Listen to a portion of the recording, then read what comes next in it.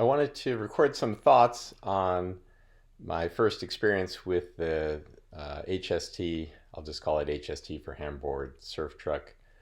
55-degree base plate for the front.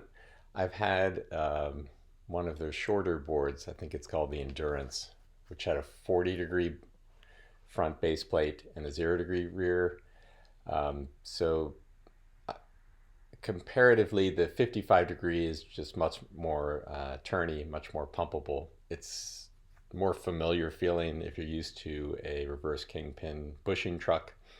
Um, and to me, it just elevates the whole experience compared to the 40 degree. It's really a lot more fun. On this day, I'm just sort of gently pumping down a pretty gradual decline. I like to film in this area because there typically aren't that many people, and since it's slightly a decline, I can usually go pretty easy through here. The drone keeps up reasonably well, but actually it's pretty easy to lose. On this particular day, it was doing a better job than normal, and I can never seem to figure out what makes it perform better, although higher winds certainly don't help. It was pretty calm this morning. Um, for me, when I'm on a skateboard going distance, I am typically seeking a flow state where I can just sort of get lost in the moment and not think about a whole lot. Pumping helps me get there pretty easily versus pushing. And I like pushing, and I've gotten a little bit better at it over the last couple of years. I was previously pretty lousy at pushing. And pushing lets me work on pushing switch and working different muscles in both sides. Um, but my preference will always be pumping. And when I discovered land paddling a few years ago, it all came together for me where I sort of found what I like to do the most. Um, I don't consider myself a very good pumper and not a very good paddler and probably not a very good pusher, but I think I have enjoyed trying to improve at all three disciplines. Um, One thing I have a lot of fun doing is that sort of swinging pump into a paddle, trying to get into a rhythm.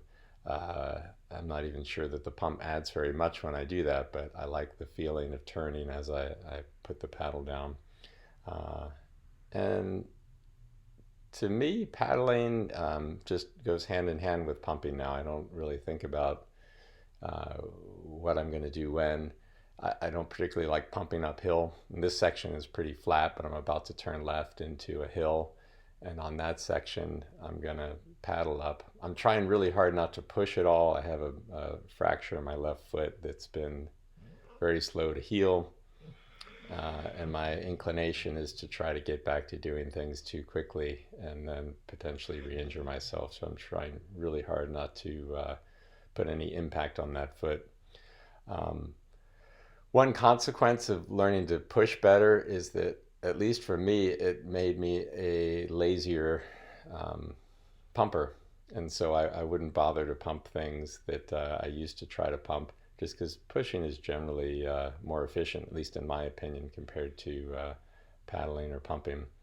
I think where I find the paddle adds the most value for me is if I want to paddle up the hill like I'm doing here, or uh, if I'm going at a pretty decent clip already, maybe with the wind at my back or heading slightly downhill, I can throw the paddle in the mix, and I feel like it helps me maintain speed without having to put a foot down with pushing.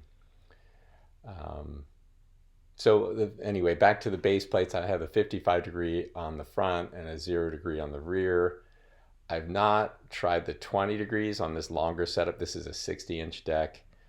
Most of my other decks are in the 40-inch range, and so I don't know why I'm always drawn to the longer decks. Maybe I just feel like it looks really smooth when you get going. Um, Someone smarter than me can maybe explain to me if there's a maximal point of efficiency or speed. I'm sure there's trade-offs with everything. Um,